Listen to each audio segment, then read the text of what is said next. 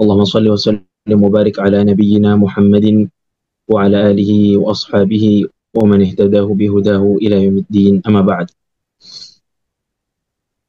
Ikhwati fillah wa akhwati fid din, rahimani wa rahimakumullah. Alhamdulillah, kita bersyukur kepada Allah Subhanahu wa taala yang mana berkat karunia dan nikmat dari Allah Subhanahu wa taala, kembali pada kesempatan kali ini kita dapat kembali bertemu melalui online, ya, di kesempatan yang berbahagia ini, ya, insyaallah taala dengan izin Allah Subhanahu wa taala kita akan sama-sama mempelajari sama-sama dan membahas kitab yang semoga Allah berkahi ini, yaitu kitab Durusul Muhimmah, Ad-Durusul Muhimmah li'amatil ummah, yaitu kitab tentang beberapa pelajaran atau pelajaran-pelajaran yang penting bagi segenap umat, yang ini ditulis oleh Syekh Abdul Aziz bin Abdullah bin Baz, yang mana ini merupakan kitab yang sangat-sangat penting dan sangat-sangat bermanfaat, ya, bagi segenap kaum muslimin, yang mana sudah banyak dibahas dan disyarah oleh para ulama,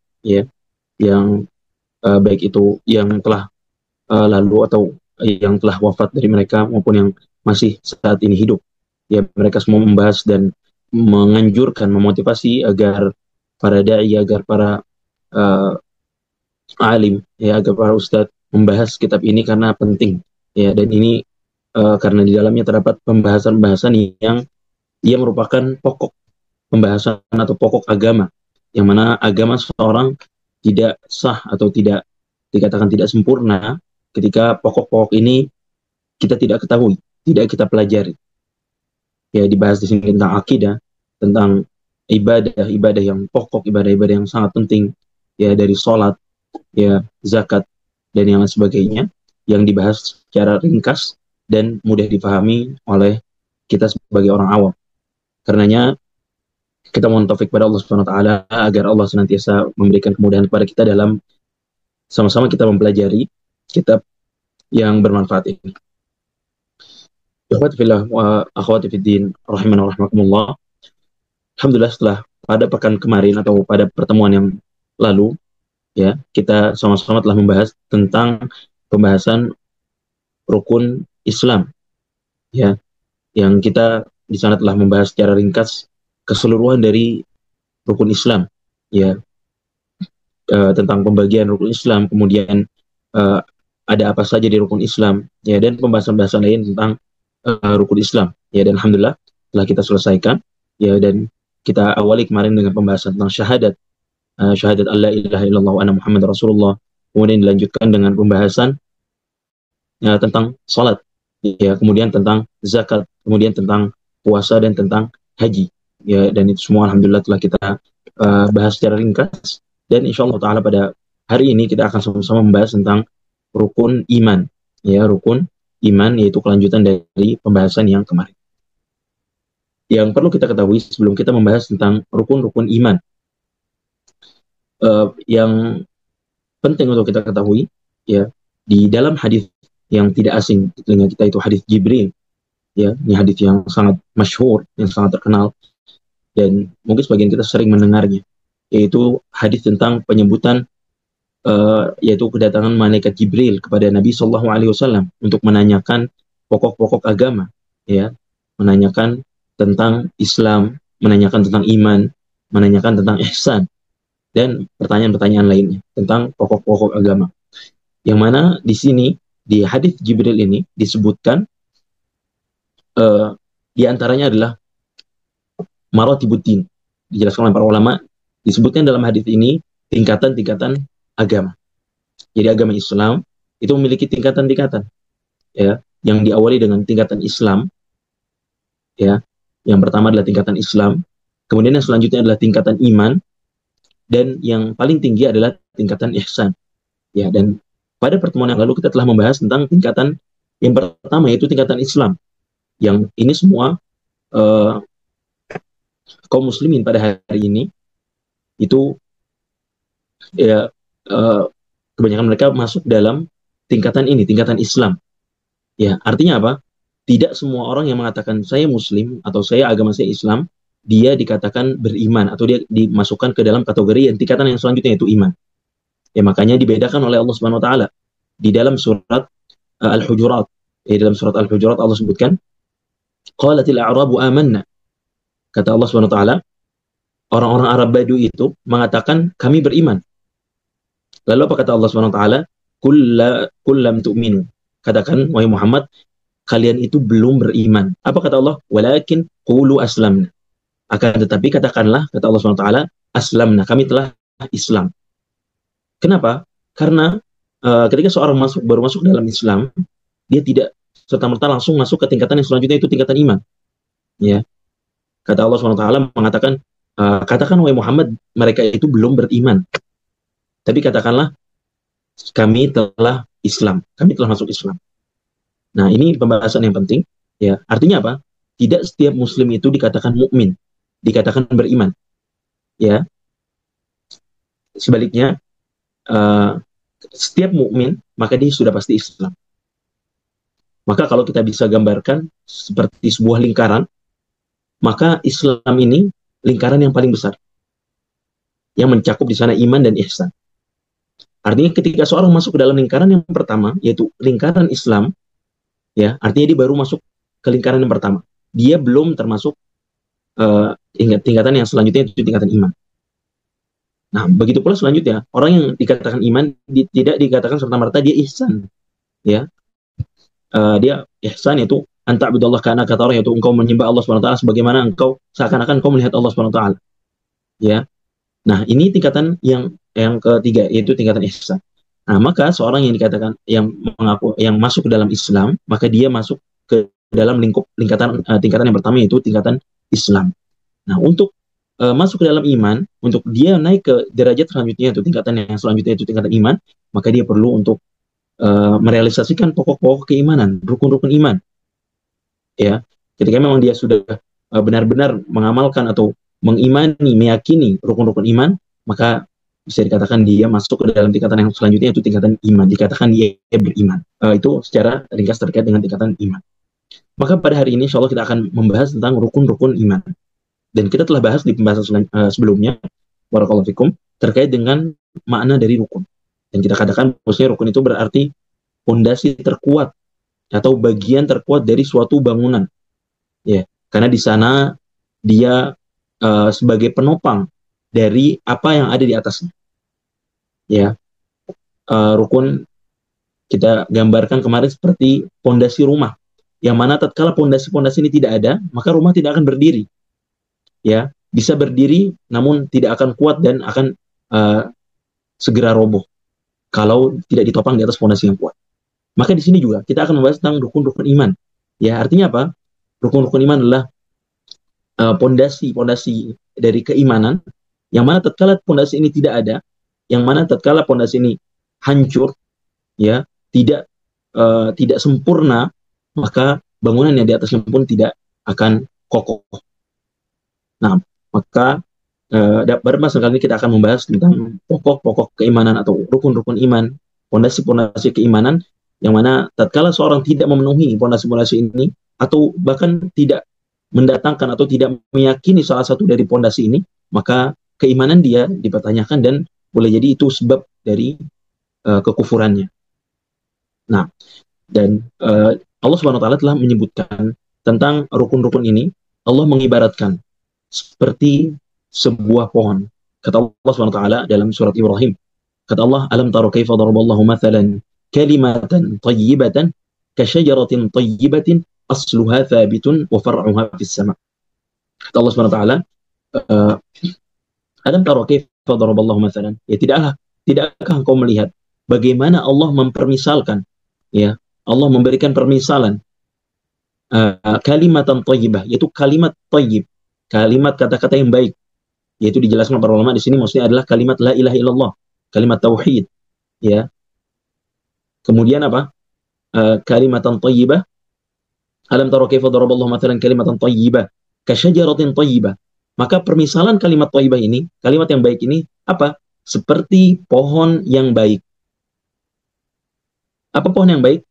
Yang mana asluha thabitun, yang mana pokoknya kokoh, menancap kuat dia di bawah permukaan bumi. dia menancap kuat dan menopang dengan kuat, asluha tsabit wa far'uha fis sama, dan cabangnya, batang pohonnya menjulang ke atas langit. Jadi pokoknya masuk tertancap kuat ke dalam bumi, dan batangnya dan cabangnya itu menjulang ke atas langit. Maka ini permisalan yang Allah permisalkan untuk sebuah kalimat keimanan, yaitu kalimat la ilaha illallah. Dan di sini permisalan juga sebagai bisa dipermisalkan tentang rukun iman, ya, yaitu ibarat sebuah pohon, ya. Keimanan itu ibarat sebuah pohon yang akarnya itu menancap kuat ke atas, ke bawah bumi. Dan apa? Kita lihat batangnya menjulang kuat ke atas langit, menjulang tinggi, ya. Dan kita lihat, ya, masing-masing kita dapat melihat dengan mudah pohon ketika tidak ada akarnya, atau ketika akarnya tidak kuat, akarnya rapuh, akarnya misalnya dimakan rayap, maka batang yang berdiri di atasnya tidak akan sempurna, tidak akan kuat. Ia akan mudah terbawa oleh angin, ya. Dia tidak akan, boleh jadi ketika akarnya buruk, akarnya rapuh, tidak kuat, boleh jadi bahkan batangnya tidak kuat untuk menopang dedaunan. Apalagi untuk kita menanti buah-buahan dari pepohonan itu. Yang mana buah itulah yang dinanti-nanti dari sebuah pohon.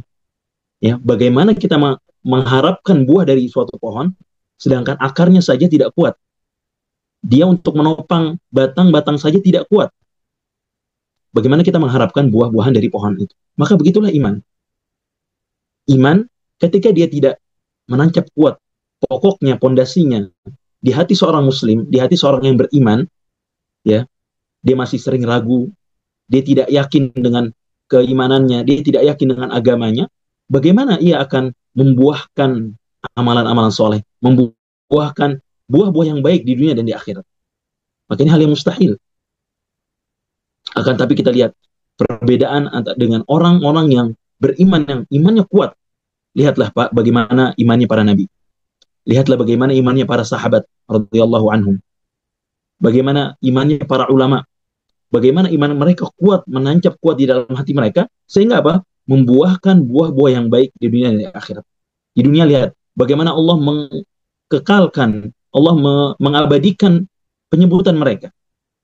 Kita lihat para ulama yang sudah meninggal sampai hari ini masih sering disebut. Para nabi, orang-orang yang terdahulu. Padahal dahulu juga ada orang yang punya pengaruh mungkin.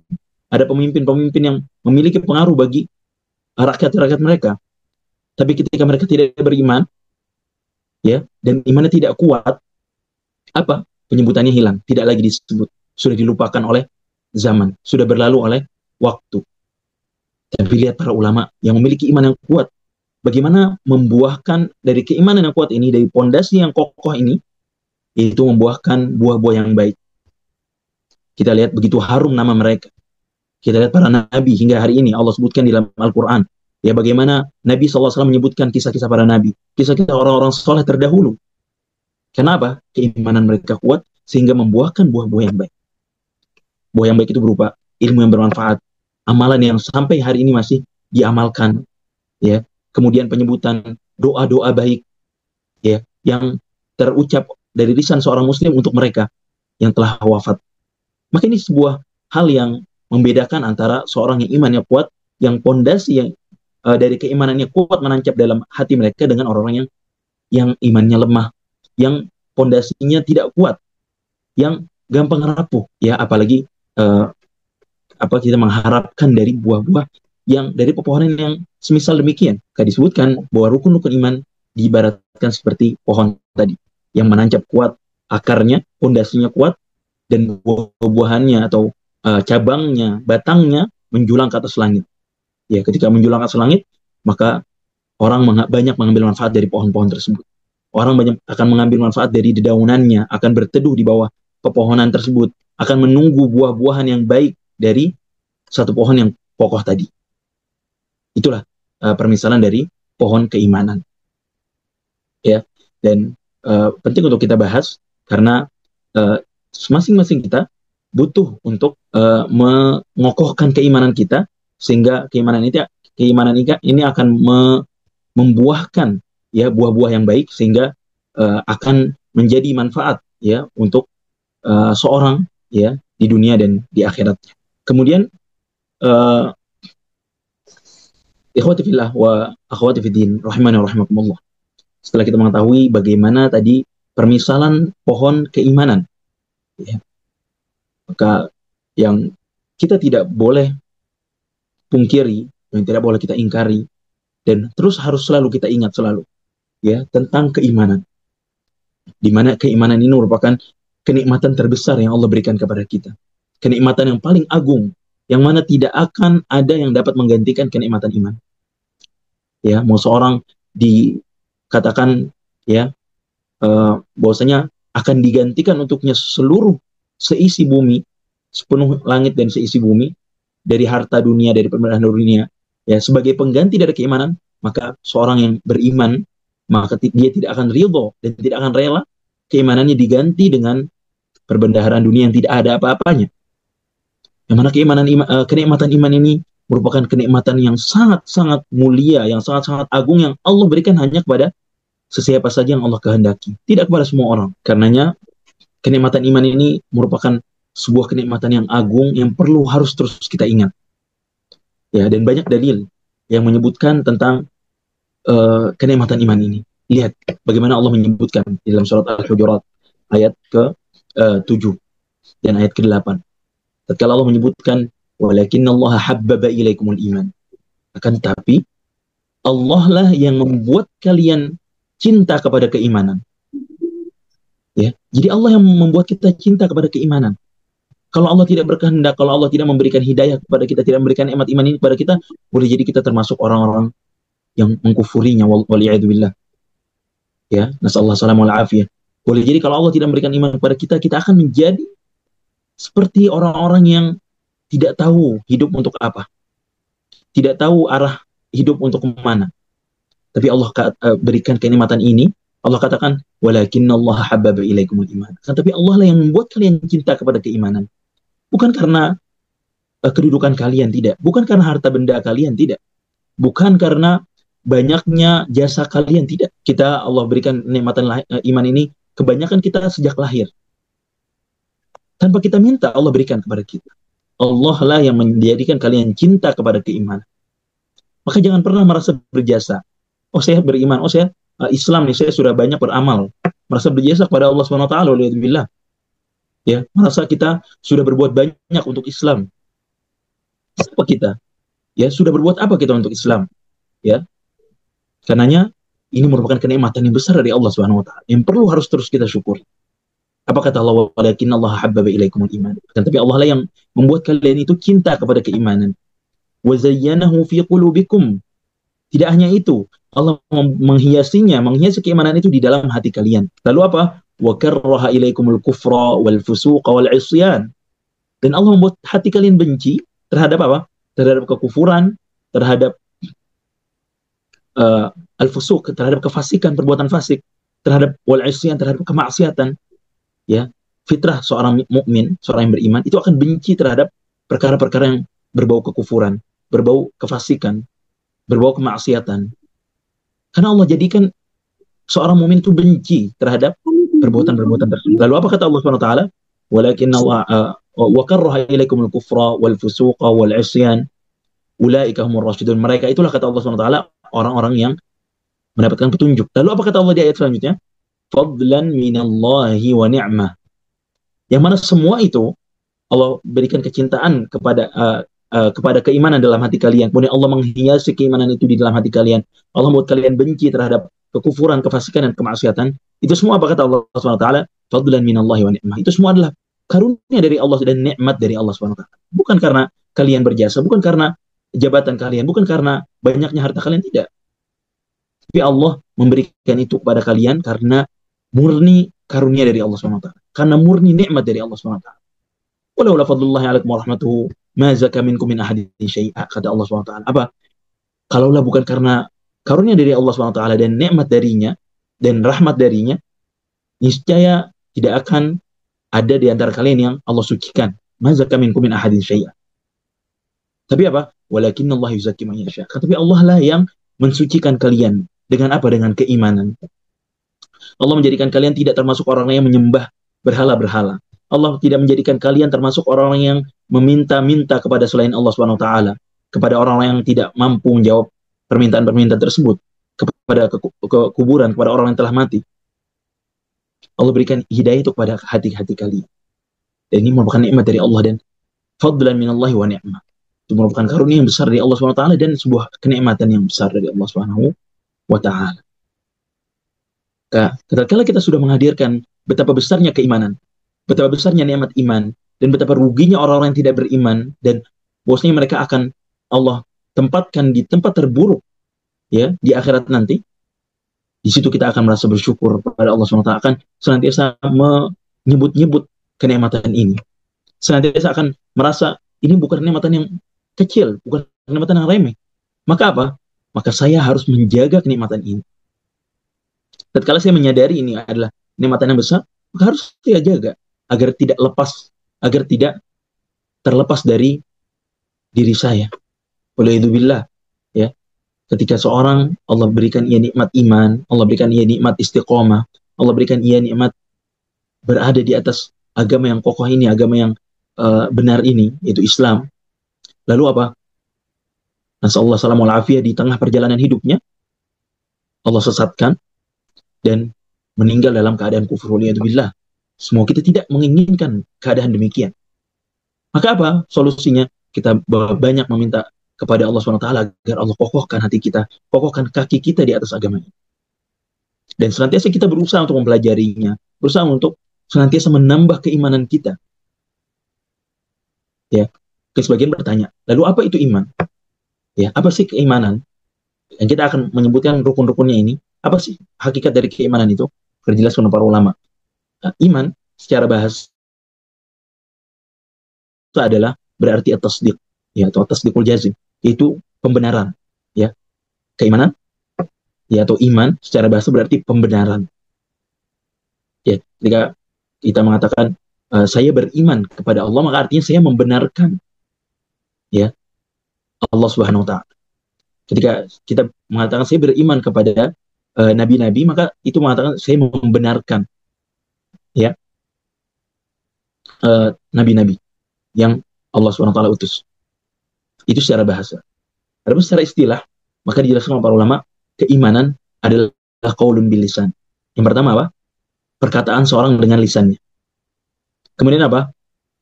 Wa'tiqadun bil janan. Dan keyakinan seorang dengan hatinya. Lalu apa? Wa amalun bil arkan. Dan seorang beramal dengan anggota tubuhnya. Itu adalah hakikat keimanan. Pengertian dari iman secara istilah. Yang mana keimanan ini apa? Tazidu bi ta'atir rahman. Yang keimanan ini akan bertambah dengan seorang taat kepada Allah Subhanahu wa taala. Wa tanqusu bi isyatir bi ta'ati syaitan. Dan akan turun keimanan ini dengan seorang mentaati syaitan, dan atau dengan seorang berbuat kemaksiatan. Ini pengertian dari keimanan. Ya, seorang mengatakan dengan lisannya, dan seorang meyakini dengan hatinya, dan seorang mengamalkan dengan anggota tubuh. Ini adalah hakikat keimanan. Maka bukan keimanan itu hanya sebatas perkataan seorang, saya beriman. Lalu sudah cukup dikatakan dia beriman, lalu tidak lagi diminta untuk beramal, tidak cukup. Seandainya itu dikatakan beriman, maka tentu orang munafik itu termasuk orang beriman. Tapi nyatanya apa? Allah katakan mereka tidak beriman. Orang munafik apa? Mereka mengatakan dengan lisannya, dengan jelas, saya beriman. Tapi apa? Di hati mereka tersimpan kekufuran. Di hati mereka menyembunyikan kekufuran kepada Allah SWT. Tapi lisannya apa? Mengatakan saya beriman. Apakah cukup? Tidak. Seandainya cukup, niscaya orang-orang munafik tidak Allah cela, tidak Allah ancam neraka. Tapi nyatanya tidak cukup. Hanya seorang mengatakan saya beriman, saya muslim misalnya, saya beriman kepada Allah SWT. Lalu setelah itu dia tidak mau beramal, setelah itu dia tidak mau meyakini dengan hatinya, sudah ditinggalkan begitu saja, tidak cukup. Pada hari ini misalnya ada orang yang mengatakan saya beriman, tapi nyatanya amalan-amalan yang dilakukan sangat jauh dari Islam, sangat jauh dari keimanan. lalu ternyata di hatinya uh, dia pribadi menyimpan misalnya kekufuran, maka ini tidak dikatakan beriman. Keimanan adalah yang menggabungkan antara perkataan dengan lisan, kemudian keyakinan dengan hati, dan juga amalan dengan anggota badan. Ya, tidak cukup juga hanya seorang meyakini dengan hatinya dan mengucapkan dengan lisannya lalu tidak mau beramal. Ya, lalu mengatakan amal itu bukan bagian dari keimanan, sehingga saya tidak perlu beramal. Maka ini sebuah kesalahan, sebuah kekeliruan. Ya, tidak cukup seorang hanya dia mengatakan dengan lisannya lalu meyakini dengan hatinya lalu tidak mau beramal, tidak mau sholat, tidak mau zakat, tidak mau melakukan perbuatan-perbuatan yang Allah perintahkan. Maka ini belum dikatakan beriman. Ya, tapi apa keimanan itu? Yang menggabungkan antara qaulun bil lisan, antara perkataan dengan lisan, kemudian keyakinan dengan hati. Ya, seorang mengatakan saya beriman kepada Allah SWT, lalu dia meyakini dengan hatinya dengan keimanan yang sodik, yang kemarin sudah kita bahas tentang bagaimana seorang yang mengucapkan la ilaha illallah. Lalu apa? Dia amalkan perintah-perintah yang Allah perintahkan dengan anggota badannya. Yang dengan itu keimanan seorang sempurna, dikatakan beriman. Yang mana keimanan ini apa? Tazidu bit ta'ah, akan bertambah dengan ketaatan. Ketika seorang melakukan ketaatan kepada Allah, maka ia akan bertambah keimanannya kepada Allah Subhanahu wa taala. Sebaliknya, ketika seorang melakukan kemaksiatan, akan turun keimanannya. Jadi iman itu tidak stuck di satu tempat atau di satu tingkatan, tidak. Ya. Jadi tergantung ketika seorang banyak beramal soleh, dia banyak membaca Al-Quran, lalu banyak melakukan sholat yang diwajibkan dan sholat yang disunahkan, lalu dia banyak bersedekah, lalu gemar membaca Al-Quran dan lain sebagainya, maka apa? Keimanannya tidak sama dengan orang-orang yang dia mengatakan beriman tapi malas misalnya melakukan sholatnya selalu terlambat misalnya, atau misalnya sholatnya hanya wajib saja, tidak melakukan yang sunnah, maka akan berbeda tingkatan keimanannya. Maka tidak sama tingkatan seorang yang rajin beribadah dengan seorang yang malas beribadah. Ya, itulah hakikat dari keimanan yang perlu kita yakini. Nah, kemudian selanjutnya, ikhwati fillah wa akhwati fiddin, rahimani wa rahimakumullah. Kita akan memulai menyebutkan, setelah tadi kita menyebutkan tentang pengertian iman, lalu bagaimana hakikat keimanan, ya, dan kenikmatan iman yang Allah berikan kepada kita sebagai hamba-hambanya, maka kita akan mulai menyebutkan tentang rukun-rukun iman. Yang mana rukun-rukun iman ini telah banyak Allah sebutkan, ya, telah banyak Allah sebutkan di Al-Quran, ya, dan juga di Sunnah, ya, banyak disebutkan oleh Allah Subhanahu Wa Taala dalam Al-Quran, ya, di banyak ayat, ya, Allah sebutkan tentang rukun-rukun iman ini. Kemudian apa? Disebutkan oleh Rasulullah SAW, ya, di dalam banyak hadisnya tentang penyebutan rukun-rukun iman.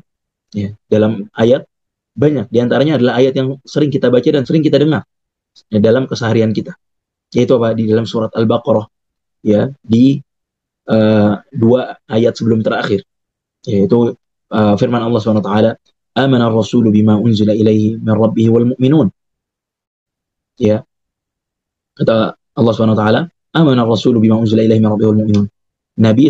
Rasul SAW dan juga orang yang beriman itu beriman kepada dengan apa yang diturunkan kepada Rasul, ya, yaitu apa? Berupa Al-Quran. Kemudian apa? Kullun amana billah. Ya, di sini disebut kullun amana billah wa malaikatihi wa kutubihi wa rusulihi. Ya, di sini disebutkan dan mereka semua beriman kepada Allah, kepada wa malaikatihi, dan kepada malaikatnya, wa kutubihi, dan kitab-kitabnya, wa rusulihi, dan rasul-rasulnya. Nah, ini disebutkan sebagian dari rukun iman, yaitu 4 dari rukun iman. Ya. Kemudian ayat yang lain Allah katakan masih di surat Al-Baqarah, ya, di pertengahan surat Allah katakan, laisal birra an tuwallu wujuhakum qibala al-masyriq wal maghrib walakinnal birra man amana billah. Akan tapi kebaikan itu apa kata Allah? Man amana billah, barang siapa yang beriman kepada Allah, wa malaikatihi wa kutubihi wa rusulihi, ya. Akan tapi keimanan itu kata Allah Subhanahu wa taala, walakinnal birra man amana billahi wa malaikatihi, dan akan tapi kebaikan kata Allah Subhanahu wa taala, ya, adalah seorang yang beriman kepada Allah dan kepada apa? Wa malaikatihi. Ya, kita sebutkan ayatnya. Nah, walakinnal birra man amana billahi wal yawmil akhir. Nah, di sini disebutkan keimanan kepada hari akhir. Ya, walakin albirra man amana billah. Ya, akan tapi kebaikan itu, yang dikatakan kebaikan itu adalah seorang beriman kepada Allah, wal yaumil akhir, dan kepada hari akhir, ya, kemudian apa? Wal malaikah, dan kepada malaikat-malaikat, ya, wal kitabi, dan kepada kitab yang Allah turunkan, wan nabiyyin, dan kepada nabi, para nabi-nabi yang Allah utus. Maka di sini sebutkan 5, ya, yang mana uh, kenapa di ayat-ayat ini tidak disebutkan keimanan kepada takdir. Ya, maka disebutkan oleh para ulama bahwasanya keimanan kepada takdir ini masuk ke dalam keimanan kepada Allah Subhanahu wa taala. Ya, masuk pada keimanan kepada Allah Subhanahu wa taala. Karena takdir itu apa hakikatnya? Adalah kemampuan Allah Subhanahu wa taala. Kekuasaan Allah Subhanahu wa taala dalam mengatur, ya, dalam mengatur dan dalam menentukan, ya, kehidupan seorang hamba. Itu termasuk keimanan kepada Allah Subhanahu wa taala. Maka di ayat-ayat ini dan di banyak hadis, termasuk hadis yang tadi disebutkan, ya, hadis Jibril, yang ketika Nabi SAW ditanya oleh malaikat Jibril, ya, akhbirni anil iman, kabarkan kepada saya tentang keimanan. Apa itu iman? Maka apa? Nabi SAW menjawab, antu'mina billah. Keimanan itu engkau beriman kepada Allah, wa malaikatihi, wa kutubihi, wa rusulihi, wal yawmil akhir, wa tu'mina bil qadri khairihi wa syarrihi. Nah, disebutkan di dalam hadis ini tentang keimanan pada takdir. Yaitu apa? Keimanan adalah, kata Rasulullah SAW, engkau beriman kepada Allah yang pertama. Ini rukun yang pertama. Ya, beriman kepada Allah Subhanahu wa taala. Kemudian apa? Wa malaikatihi, dan seorang beriman kepada malaikat-malaikat Allah Subhanahu wa taala. Ya. Kemudian apa? Wa kutubihi, dan kepada kitab-kitab yang Allah turunkan. Wa rusulihi, dan kepada rasul-rasul yang Allah utus untuk umat-umat. Kemudian apa? Wal yaumil akhir, dan seorang beriman kepada hari akhir. Ini rukun yang kelima.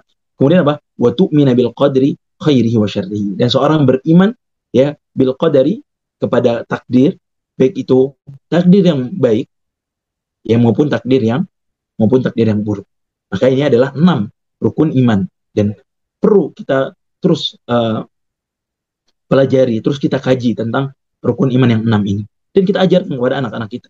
Ya, maka sangat miris, ya, ketika pada hari ini misalnya ketika seorang anak ditanya ada berapa rukun iman, dia tidak bisa menjawab, ya, atau apa saja rukun iman, dia tidak bisa menjawab. Maka ini sebuah hal yang menjadi tamparan keras bagi kita, ya, tentang pentingnya kita mengadakan pendidikan yang baik untuk anak-anak kita, terutama tentang pokok-pokok keimanan ini, pokok-pokok agama. Bagaimana seorang dia adalah seorang muslim, dia mengaku beriman, lalu apa? Ternyata tidak tahu apa itu iman, tidak tahu apa itu rukun iman, tidak tahu apa itu rukun Islam. Maka coba kita cek kembali, kita coba melakukan pendekatan-pendekatan dengan anak-anak kita, dengan keluarga kita, dengan saudara-saudara kita. Sudahkah mereka benar-benar mengetahui hakikat dari agama mereka? Minimal perkara-perkara yang jelas, perkara yang menjadi pokok dari agama mereka. Sehingga apa? Ketika seorang imannya kokoh, imannya kuat, dan dia mengetahui tentang hakikat dari agamanya, dia akan bangga, dan dia akan merasa kuat, merasa kokoh dengan agamanya yang benar ini. Dia tidak akan mudah dibawa oleh arus-arus syubhat. Pada hari ini sangat banyak, oleh arus-arus syahwat, ya, ketika keimanannya sudah kuat. Dan kita berada di bulan ini, bulan Desember, yang banyak sekali nanti akan kita saksikan, ya, nasallahu salamul afiyah, banyak orang-orang yang mengikuti orang-orang kafir dalam perayaan-perayaan mereka. Yang itu adalah hal yang menjadi kekhususan mereka, dan kita sebagai seorang muslim tidak boleh sama sekali mengikuti mereka. Antasyabbaha biqaumin fahuwa minhum. Ya, maka kita harus perlu terus mengadakan pengajaran, melakukan pendidikan, dan memastikan apakah anak kita sudah mengetahui hal-hal tersebut atau belum. Apakah kita sudah mengetahui apa itu rukun Islam? Apakah mereka sudah mengetahui apa itu rukun iman? Apa saja rukun Islam, rukun iman? Kemudian apa yang Allah wajibkan untuk mereka? Ya, terutama yang sudah tamyiz, yang sudah memasuki umur-umur yang sudah bisa membedakan mana yang baik, mana yang buruk, mumayyiz, ya, umur 7 tahun ke atas, sangat miris atau sangat menjadi sebuah momok bagi kita ketika mereka belum mengetahui hal tersebut, padahal mereka sudah umur 7 tahun, 9 tahun, atau yang lainnya. Sedangkan mereka akan menghadapi dunia yang tidak seperti dulu, yang dahulu mungkin kita akan lebih mudah mengontrol mereka. Pada hari ini kita akan sulit, ya, karena sebab kemajuan teknologi, ya, dan yang lain sebagainya. Nah, ini termasuk hal yang penting untuk kita tanamkan dan kita camkan kepada kita dan kepada keluarga kita dan kepada orang-orang yang berada di sekitar kita untuk kita memastikan hal ini. Itu adalah rukun iman yang 6 yang disebutkan dalam ayat dan dalam hadis Nabi Shallallahu Alaihi Wasallam. Maka kita langsung masuk ke pembahasan keimanan yang pertama, rukun iman yang pertama, yaitu, dan ini merupakan pokok dari atau rukun yang paling besar dibandingkan rukun-rukun yang lainnya. Dan ini adalah sebuah pokok yang semua rukun kembali kepada satu pokok ini, kembali kepada satu rukun ini, kembali kepada satu pondasi ini. Itu apa? Al-iman billah. Rukun yang pertama adalah seorang beriman kepada Allah Subhanahu wa taala, seorang meyakini dengan seyakin-yakinnya tanpa keraguan ya tentang Allah Subhanahu wa taala. Ya. Apa itu keimanan kepada Allah Subhanahu wa taala?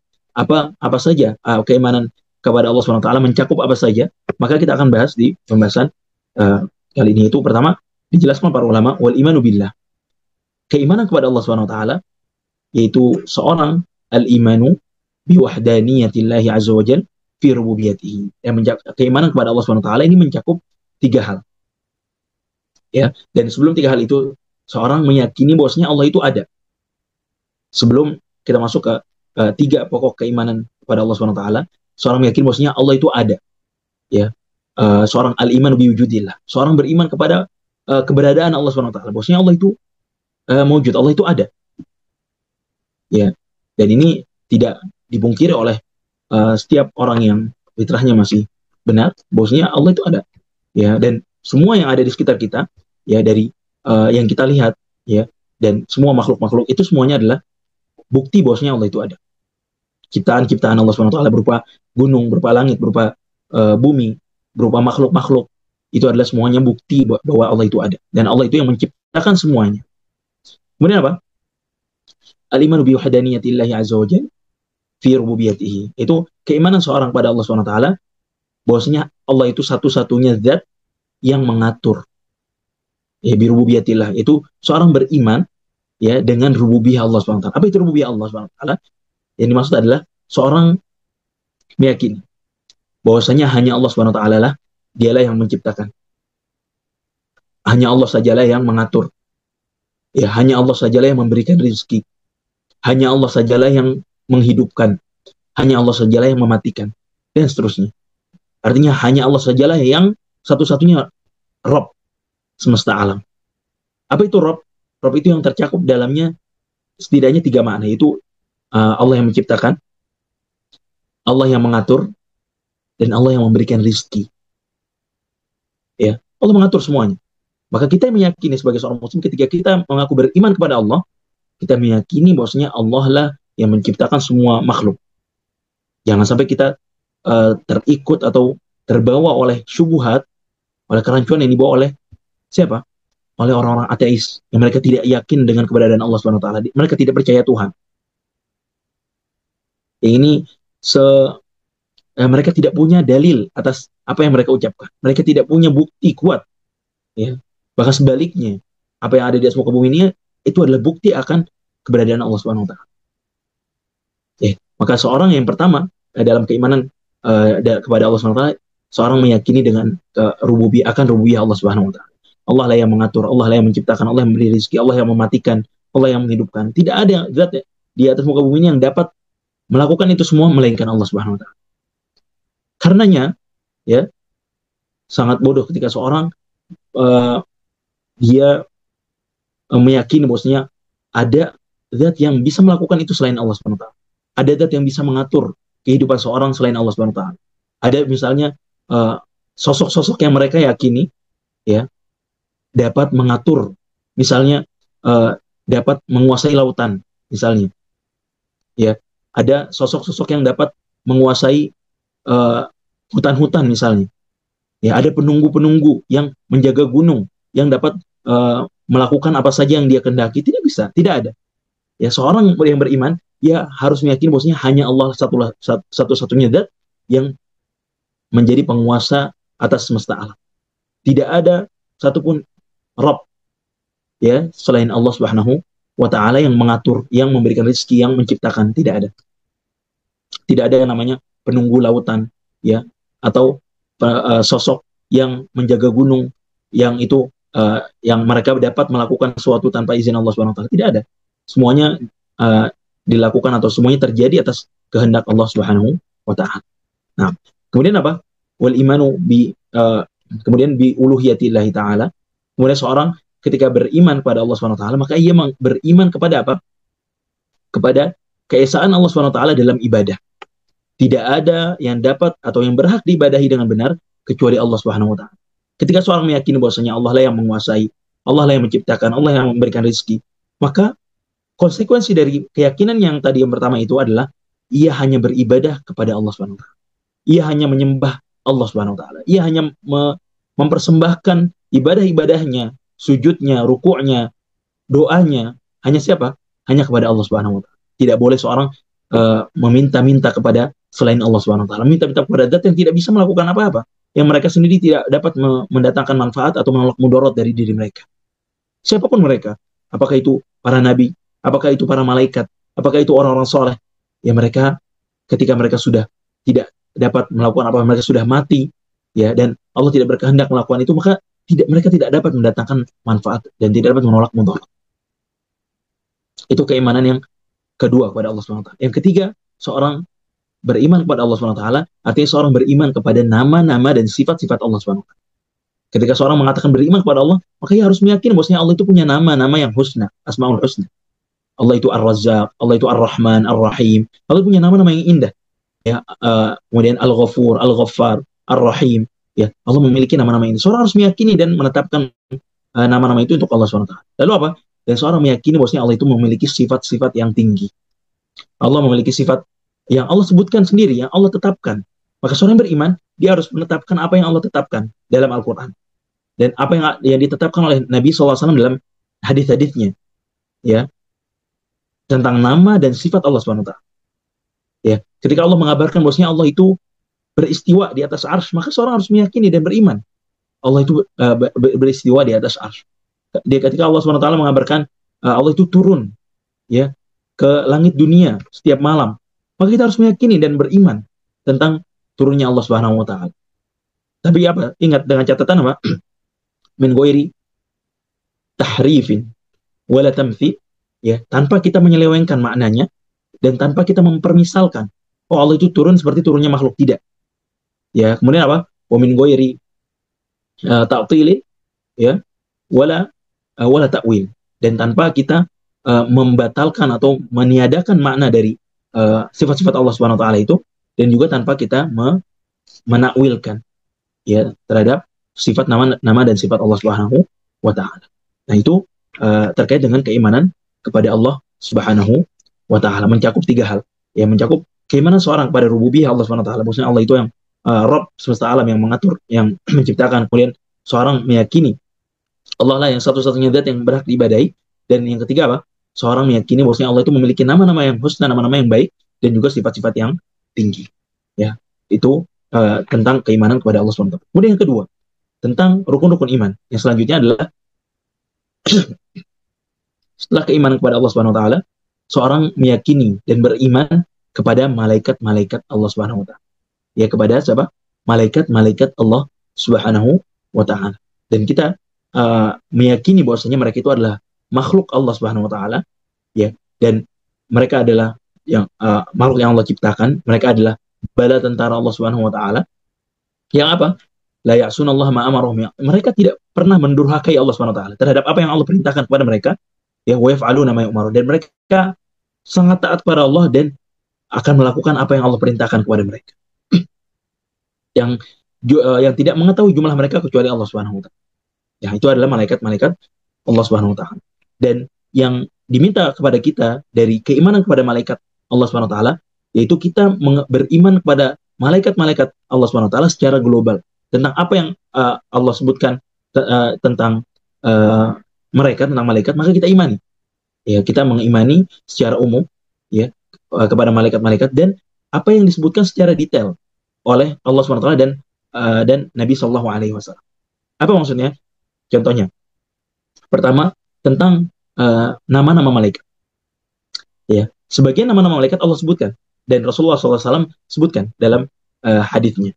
Ya, siapa misalnya Jibril, Ya, bahwa Jibril adalah Allah yang Allah eh, perintahkan untuk menyampaikan wahyu. Kemudian siapa? Israfil. Kemudian siapa? Malik.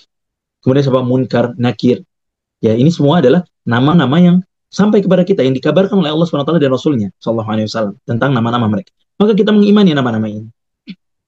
Apakah artinya malaikat nama-nama malaikat hanya ini saja, hanya 5 saja misalnya atau hanya 6 saja? Tidak. Ada nama-nama yang tidak disebutkan. Maka kita juga beriman kepada mereka. Maka kita juga beriman bahwasanya mereka itu punya nama-nama yang tidak Allah kabarkan kepada kita. Itu tentang nama-nama malaikat. Kemudian apa? Tentang sifat-sifat malaikat. Ya, ada sifat-sifat yang Allah sebutkan dan Rasulullah SAW sebutkan. Ya, misalnya mereka memiliki sayap. Ya, yang disebutkan bahwasanya tentang ada kabar tentang sifat tentang malaikat yang memikul arsh.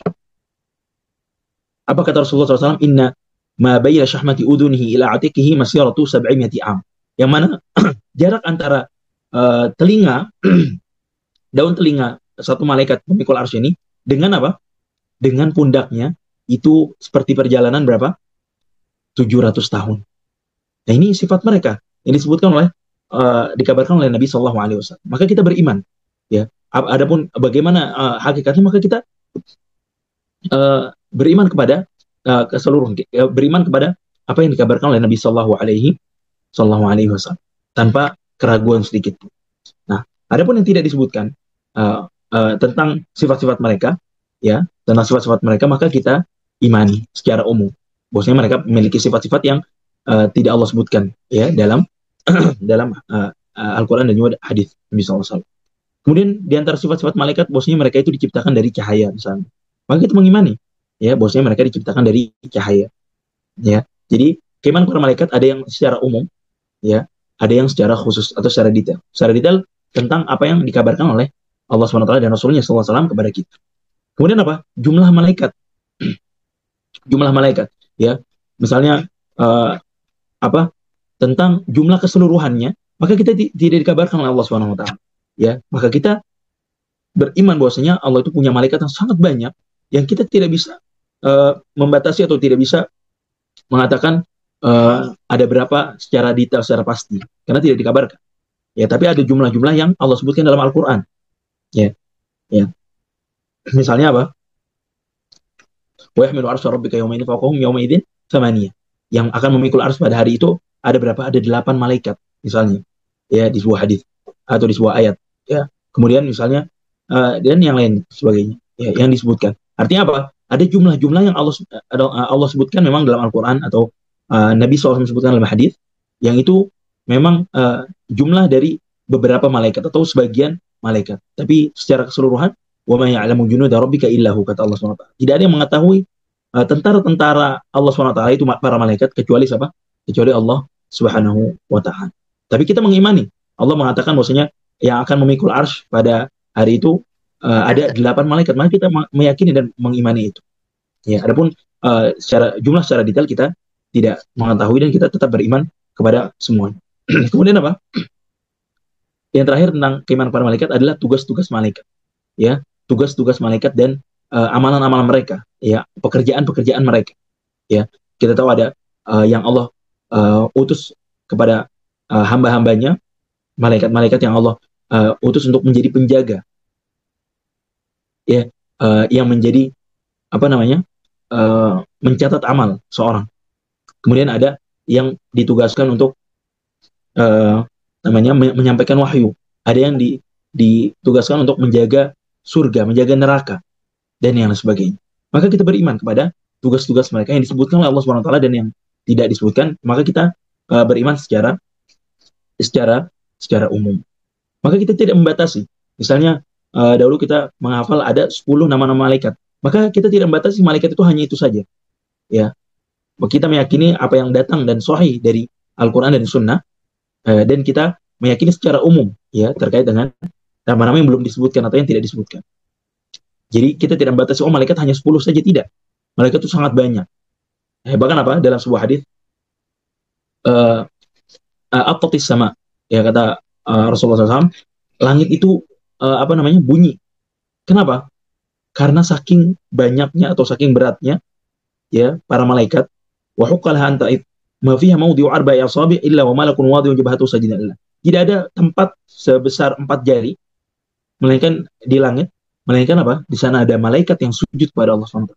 Maka kita tidak membayangkan betapa banyak total malaikat-malaikat dan tidak ada yang mengetahui jumlahnya kecuali Allah Subhanahu wa taala. Itu terkait dengan malaikat. Maka kita meyakini dan beriman kepada malaikat secara umum dan secara detail tentang nama-nama mereka, kemudian tentang jumlah mereka, tentang tugas mereka, dan tentang sifat-sifat mereka. Nah, itu terkait dengan uh, keimanan kepada malaikat. Kemudian selanjutnya, yang ketiga adalah keimanan kepada kitab-kitab yang Allah turunkan. Ya, yang mana kitab-kitab ini kita beriman secara umum, maksudnya Allah itu menurunkan kitab-kitab kepada para nabinya. Ya, maka itu kita yakini. Dan yang Allah sebutkan diantaranya adalah apa? At-Taurat yang Allah turunkan kepada siapa? Kepada Nabi Musa alaihissalam. Kemudian apa? Injil yang Allah turunkan kepada Nabi Isa alaihissalam. Kemudian apa? Zabur yang Allah turunkan kepada Nabi Daud alaihissalam. Kemudian apa? Suhuf yang Allah turunkan kepada Ibrahim. Ya, pada Nabi Ibrahim. Ya, diantaranya. Kemudian pada Nabi Musa tadi. Kemudian apa? Al-Quran. Ya, Al-Quran yang diturunkan kepada Nabi kita Muhammad SAW. Maka kita meyakini bahwasanya semua ini Allah turunkan kepada para nabinya. Kita nggak boleh mengingkari. Nggak boleh kita mengatakan saya beriman kepada Al-Quran, tapi saya tidak beriman kepada kitab-kitab yang selain Al-Quran. Tidak, kita beriman. Nah, yang kita imani apa? Ya, bahwasanya Allah itu menurunkan kitab-kitab itu ya kepada para nabinya, ya, dan ya dengan tujuan Allah SWT memberikan peringatan di situ, Allah memberikan petunjuk di dalam kitab-kitab yang Allah turunkan tersebut. Nah, maka semuanya kita beriman kepada kitab-kitab yang Allah sebutkan dan yang Nabi SAW sebutkan dalam hadisnya. Ya. Dan kita meyakini bahwasanya semua itu adalah wahyu dari Allah SWT. Bukan para nabi itu mengarang-arang, tidak. Waliyadzubillah. Ya. Semuanya adalah wahyu dari Allah SWT yang Allah turunkan dari atas langit kepada para nabinya untuk menjadi pengingat bagi manusia, untuk menjadi petunjuk bagi manusia. Dan yang terutama adalah kita beriman kepada apa? Kepada kitab yang Allah turunkan pada Nabi kita Muhammad SAW yang merupakan mu'jizat, yang merupakan kitab terakhir yang Allah turunkan kepada Nabi. Ya, yang tidak ada kitab setelah Al-Quran yang diturunkan. Karena tidak ada lagi Nabi setelah Nabi Muhammad SAW. Maka kita beriman ya dengan apa yang ada di dalamnya, dengan hal-hal yang Allah sebutkan di dalam. Nah, kemudian yang selanjutnya, yang rukun iman yang keempat adalah beriman kepada Rasul-Rasul. Ya, yang mana Rasul-Rasul ini Allah SWT utus kepada manusia untuk menjadi apa? Pemberi peringatan dan untuk apa? Menjadi pembawa kabar gembira bagi umat manusia. Nah, maka kita beriman secara umum kepada nabi-nabi, setiap nabi yang diturunkan oleh Allah SWT, yang diutus oleh Allah SWT, dan kita beriman kepada yang disebutkan nama-namanya ya kepada di dalam Al-Quran dan di dalam Sunnah Nabi SAW. Ya, karena apa? Tidak semua nabi Allah ceritakan dalam Al-Quran dan Sunnah. Tidak semua nabi Allah ceritakan kepada Nabi Muhammad SAW. Kata Allah SWT, minhum man qasasna 'alaika wa minhum man lam naqsus 'alaika. Ya, di antara mereka, di antara nabi, ada yang kami ceritakan kepadamu kisah mereka, ada yang belum kami kisahkan kepada kamu tentang kisah mereka. Ya, artinya apa? Jumlah nabi sangat banyak, ya. Jumlah nabi dan rasul sangat banyak, dan yang diceritakan hanya sebagian saja. Yang diceritakan dalam Al-Quran hanya sebagian saja. Nah, kemudian juga kita beriman bahwasanya mereka itu adalah orang-orang mulia yang Allah utus kepada manusia, dan mereka memiliki tugas yang sangat mulia, ya, yaitu menyampaikan agama Allah Subhanahu wa taala. Dan kita meyakini bahwasanya Allah itu melebihkan sebagian mereka di atas sebagian yang lain. Kita tahu bahwasanya dari seluruh rasul maka ada ulul azmi, yang mana ada 5 rasul yang ini memiliki keutamaan yang lebih, ya, memiliki keutamaan yang lebih dibandingkan yang lain. Yaitu siapa? Yaitu Nabi Nuh, kemudian Nabi Ibrahim, kemudian Nabi Musa, Nabi Isa, dan Nabi Muhammad SAW. Mana kelima ulul azmi ini, ya, mereka memiliki tingkatan dan Allah lebihkan di atas para nabi dan di atas para rasul. Nah, itu terkait dengan keimanan. Dan kita juga beriman tentu saja kepada Nabi kita Muhammad SAW. Kita meyakini, dan yakin-yakinnya dan kita bahkan bersyahadat yang telah kita bahas pada pertemuan yang sebelumnya, ya, tentang bagaimana kita beriman kepada Nabi Muhammad SAW.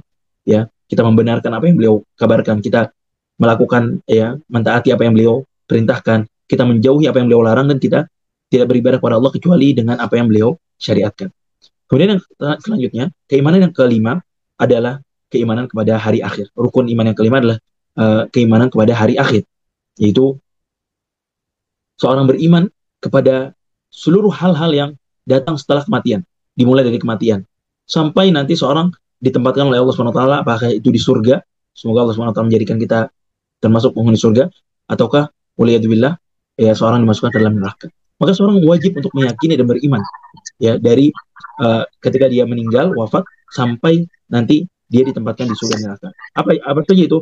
Seorang di dalam kuburnya, ya, akan diberikan kenikmatan atau diberikan adab dalam kuburnya. Kemudian seorang akan dibangkitkan, seorang akan dikumpulkan, ya, semua orang akan dikumpulkan, kemudian akan hisab, kemudian akan diberikan kitab, kemudian akan melewati sirat, dan semua itu adalah tafsir atau detail-detail tentang keimanan kepada hari akhir yang wajib kita beriman pada hari akhir. Dan banyak disebutkan man kana yu'minu billahi wal yawmil akhir, disebutkan oleh Allah Subhanahu wa taala dan Rasulnya sallallahu alaihi wasallam, ya, disandingkan antara keimanan kepada Allah dan keimanan pada hari akhir. Dan ini adalah yang membedakan antara seorang beriman dengan seorang yang kafir. Ya, seorang yang kafir tidak beriman pada hari akhir. Karenanya apa? Mereka melakukan hal yang semena-mena. Mereka sewenang-wenang. Kenapa? Karena mereka tidak meyakini bahwasanya akan ada hari di mana mereka akan dibalas. Kezaliman mereka akan dibalas oleh Allah Subhanahu wa taala. Tatkala seorang tidak beriman pada hari akhir, maka ia akan hidupnya tidak terarah. Ia akan melakukan semena-mena, ia akan mengatakan hidup hanya sekali, ya. Hidup hanya sekali, maka kita nikmati. Dia tidak yakin, dan dia tidak yakin akan adanya hari akhir, hari pembalasan, sehingga apa? Kehidupannya hancur ketika seorang tidak beriman kepada hari akhir. Tapi ketika seorang beriman kepada hari akhir, ini akan menambah keimanannya, akan menambah ketenangan dalam hidupnya. Ketika ia misalnya dizalimi, ia akan yakin bahwasanya kezaliman ini ketika dia tidak bisa balas, maka nantinya akan Allah yang Subhanahu wa taala yang balas. Ketika misalnya dia berbuat kebaikan, dan kebaikan ini misalnya tidak diakui oleh orang, maka ia yakin maksudnya Allah itu melihat dan Allah akan membalas kebaikan itu di mana? Di hari akhir. Itu diantara faedah dari keimanan seorang dalam dengan hari akhir. Dan ini harus terus kita hadirkan dalam setiap kehidupan kita. Kita yakin bahwasanya ketika kita ditimpa kesulitan oleh Allah Subhanahu wa taala, ditimpa kesusahan, ya, maka kita yakin bahwasanya ada hari akhir yang nantinya Allah Subhanahu wa taala akan memberikan kenikmatan kepada orang yang beriman, orang yang berbuat kebaikan. Ya, maka jangan bersedih. Ya, misalnya di dalam dunia ini kita bersedih, maka kita yakin bahwasanya akan datang nanti hari di mana kita tidak hari di mana tidak ada kesedihan di sana. Ya, yaitu di mana? Di hari akhirat, itu di surga Allah Subhanahu wa taala. Kemudian kita juga akan menjauhi perbuatan-perbuatan yang Allah haramkan. Kenapa? Karena kita yakin bahwasanya Allah itu akan melihat dan Allah akan membalas. Ya, meskipun Allah tidak membalas di dunia, ketika Allah misalnya tidak mengampuni kita, maka Allah akan membalas kita di hari akhirat. Maka kita akan berhati-hati dalam bersikap ketika kita beriman kepada hari akhir. Kemudian yang terakhir, rukun iman yang terakhir adalah, rukun iman yang keenam adalah keimanan seorang kepada takdir Allah SWT, takdir yang baik dan juga takdir yang buruk. Ya, seorang meyakini bahwasanya Allah itu telah mengatur, ya, telah mencatat, ya. Dan keimanan seorang pada takdir mencakup 4 hal. Yang pertama apa? Keimanan seorang terhadap ilmu Allah SWT. Bahwasanya Allah itu mengetahui segala sesuatu. Allah mengetahui apa yang akan terjadi, apa yang sudah terjadi, dan apa yang tidak terjadi, bagaimana bagaimana hal itu jika terjadi. Allah mengetahui segalanya. Tidak ada yang samar bagi Allah SWT. Tidak ada yang tersembunyi bagi Allah SWT. Semuanya nyata dan nampak jelas bagi Allah SWT. Maka Allah mengetahui, ya, semua yang terjadi di atas muka bumi ini dan belum terjadi. Ya, maka Allah mengetahui. Yang pertama, keimanan seorang pada takdir. Yang pertama adalah seorang meyakini bahwasanya Allah itu maha mengetahui. Ya, maha mengetahui. Kemudian apa? Seorang meyakini bahwasanya Allah itu telah menulis. Seorang meyakini bahwasanya Allah itu telah menulis apa? Takdir seluruh makhluk. Ya, dalam sebuah hadis Allah katakan, Rasulullah SAW bersabda, kataballahu maqadir al-khalaiq qabla an yakhluqa as-samawati wal ard bi 50 alf sana. Maksudnya Allah itu telah menuliskan takdir seluruh makhluk sebelum Allah menciptakan langit dan bumi. Bayangkan, sebelum Allah menciptakan langit dan bumi, ya, berapa? 500.000 atau 50.000 tahun sebelum Allah menciptakan langit dan bumi, Allah telah mencatat takdir seluruh makhluk. Maka kita yakin, maksudnya Allah pertama maha mengetahui, yang kedua Allah telah mencatat semuanya. Tidak ada yang luput dari catatan Allah Subhanahu wa taala.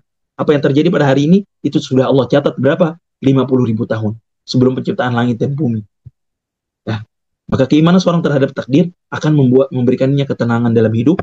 Maksudnya apa yang terjadi? Semua yang terjadi adalah takdir dari Allah Subhanahu wa taala yang Allah telah catat berapa? 50.000 tahun sebelum penciptaan langit dan bumi. Kemudian tingkatan yang ketiga dari keimanan kepada takdir adalah kita meyakini bahwasanya Allah itu berkehendak. Ya, dan semua yang terjadi adalah atas kehendak Allah Subhanahu wa taala. Apa yang Allah kehendaki akan terjadi, dan apa yang Allah kehendaki tidak terjadi tidak akan terjadi. Ya, semuanya tidak ada yang luput dari kehendak Allah Subhanahu wa taala. Ya, apapun yang terjadi di atas muka bumi ini, di di atas dunia ini, ya, yang terjadi pada seluruh makhluk semesta alam, ya, maka itu semuanya Allah kehendaki terjadi. Kemudian yang keempat apa?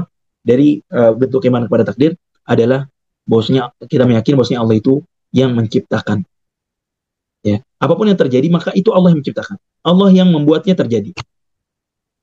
Ya, setelah kita meyakini Allah itu maha mengetahui, Allah telah menulis seluruh takdir. Kemudian Allah menghendaki seluruh yang terjadi adalah sesuai kehendak Allah. Dan Allah lah yang membuat itu terjadi. Allah lah yang menciptakan. Ya, Allah menciptakan seluruhnya dan Allah menciptakan apa yang terjadi. Amalan-amalan kita Allah yang ciptakan. Ya, maka inilah 4 keimanan atau 4 bentuk keimanan, tingkatan keimanan seorang kepada takdir Allah Subhanahu wa taala. Ya, maka takdir ini sangat berpengaruh, ya, sangat memiliki dampak positif bagi kehidupan seorang muslim. Ya, ketika dia terluput dari suatu kebaikan, maka ia yakin bahwasanya ini adalah takdir Allah Subhanahu wa taala. Dan Allah pasti maha mengetahui mana yang terbaik untuk kita. Kemudian ketika kita diberikan kebaikan pada Allah, kita yakin bahwasanya ini adalah dari Allah Subhanahu wa taala. Ini Allah sudah tuliskan, bukan karena kehebatan kita, bukan karena posisi kita, bukan karena jabatan kita, tidak, tapi ini karena Allah Subhanahu wa taala yang telah menakdirkan. Sehingga membuat seorang akan senantiasa menggantungkan seluruh hidupnya kepada siapa? Kepada Allah Subhanahu wa taala. Karena ia yakin seluruh kehidupan, apa yang terjadi dalam kehidupannya, semua adalah atas kehendak Allah Subhanahu wa taala. Semua adalah karena takdir Allah Subhanahu wa taala. Ya, yang mana ketika seorang meyakini hal ini, ia akan diberikan taufik dalam menjalani kehidupan, sehingga dia tidak akan merasa